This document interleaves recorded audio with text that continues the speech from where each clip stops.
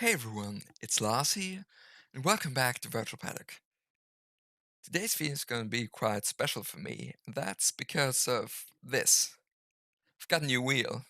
This is the Fanatec ClubSport version 2.5 wheelbase, together with the F1 Esports rim, and it's modded with magnetic shifters. And given that this is a Formula 1 licensed product, and it's the start of the Formula 1 season this weekend, I thought that the best way to get used to this was to drive a Formula 1 car. Now, I'm driving this sort of Formula 1 car that was supposed to be introduced this year, but has actually been delayed to 2022. So this is the RSS Formula Hybrid 2022. Formula Hybrid X 2022, to be specific. Using the complete baseline setup.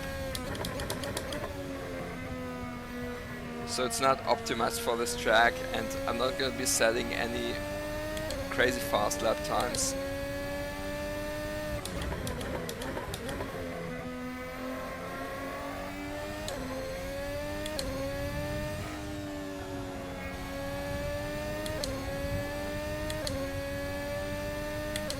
I mean, this whole thing is about getting used to the wheel anyway.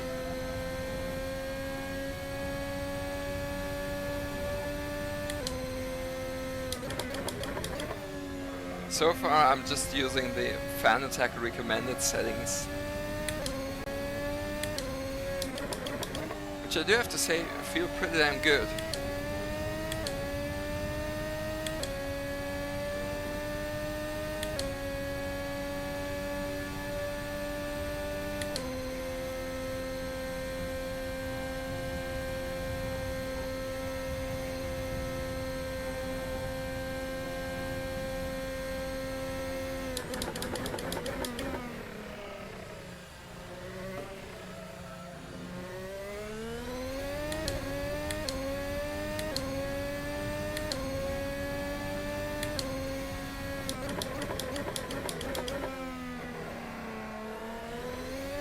I think there was one shift too much, but I'm really enjoying these magnetic shifters, which, as I mentioned in the intro, these are a mod. I think they're 3D printed.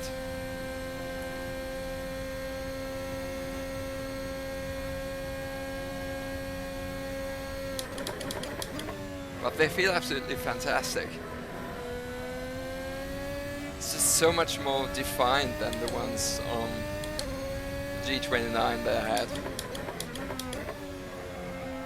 I still have it, but I'm just not using it anymore. Maybe I'll keep it as a backup wheel for now.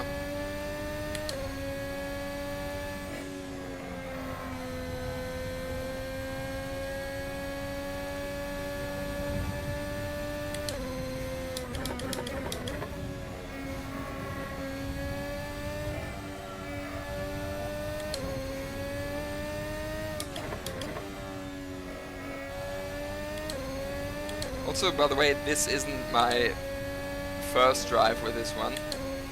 I've had it for a few hours, and so I've driven with it a bit. But obviously it does take time to get used to it.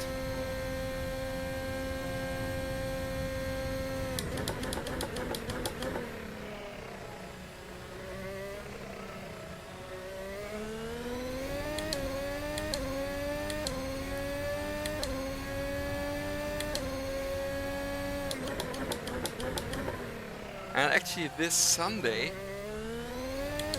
I'll already be doing an endurance race with this wheel. Because I'll be competing with my team in the RCI 12 Hours of Bathurst in ACC.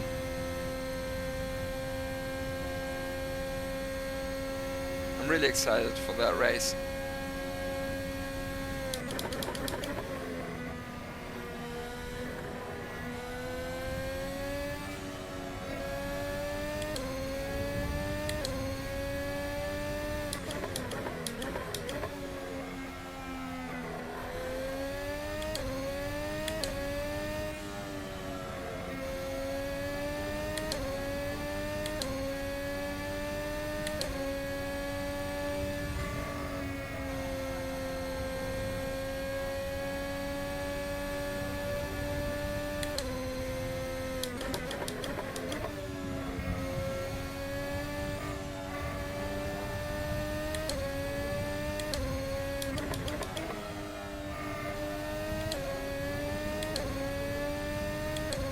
really like how heavy the wheel actually can get through all those high downfall sections, the fast corners.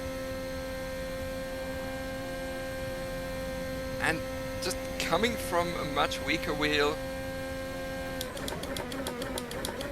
when I did that for the first time, I was almost convinced that it was clipping. I looked and it wasn't.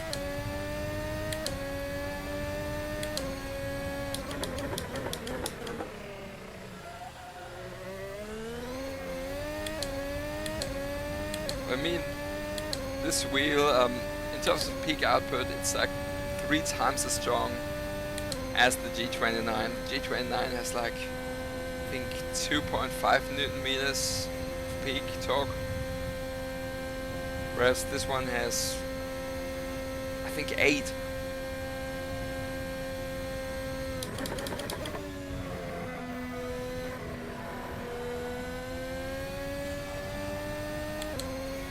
But it's not only in how heavy you can make the steering. It's not even the main thing.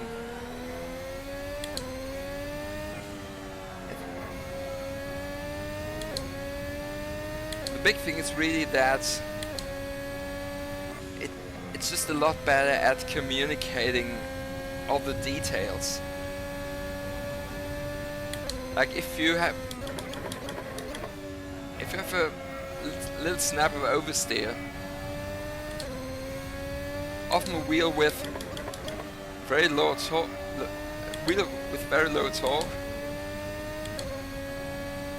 won't necessarily be able to communicate that fast enough, because it can't rotate on its own fast enough, whereas this can.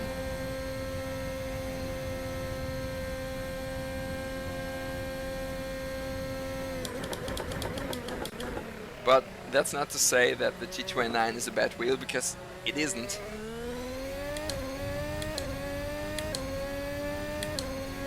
And the only reason that I upgraded is really because I wanted it. Originally I had planned to maybe get a CSL Elite with a McLaren wheel later this year. But then recently I saw this CSW, which by the way I bought used, both the wheel and the rim from different sellers, but I saw both of those for pretty much around the same price combined. And a new CSL with a McLaren rim would have been. So I thought, why not do this now?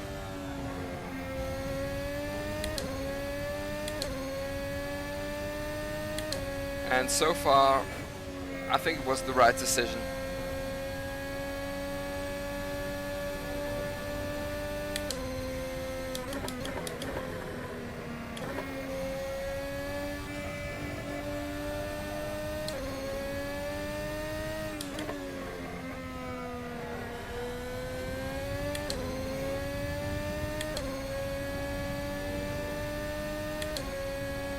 Also, one thing that's really crazy is that with the PlayStation Challenge that I'm using,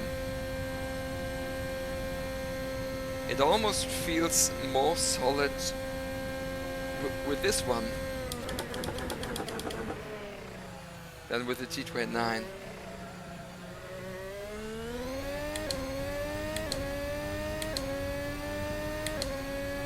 And I don't even know why that is.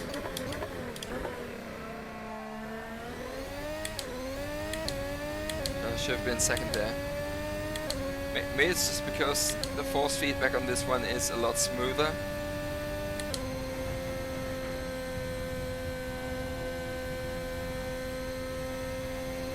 But it's definitely holding up well. And I would say the PlayStation Challenge, it can look flimsy, but really isn't.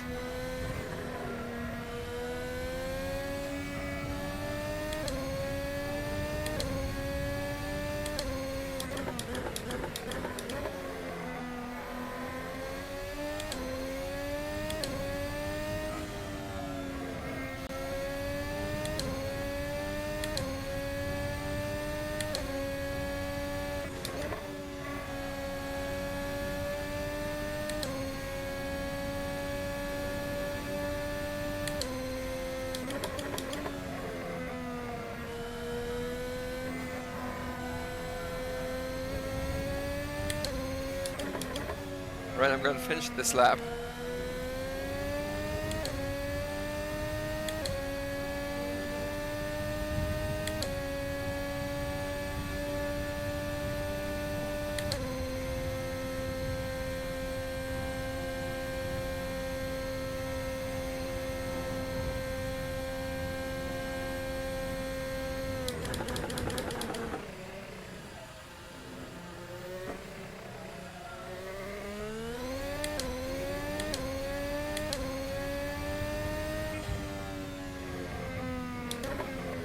Alright, so far I'm definitely loving this wheel. It definitely is a lot better than my G29. But as I said, a lot of the settings I've been using so far are pretty basic.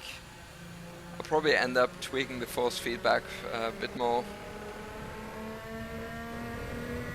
And I'm going to be trying it out in a lot more games. Like ACC, AMS2. Maybe I'll give RF2 another try, which I really didn't like RF2 with the G29. But I'm going to give it another try with this.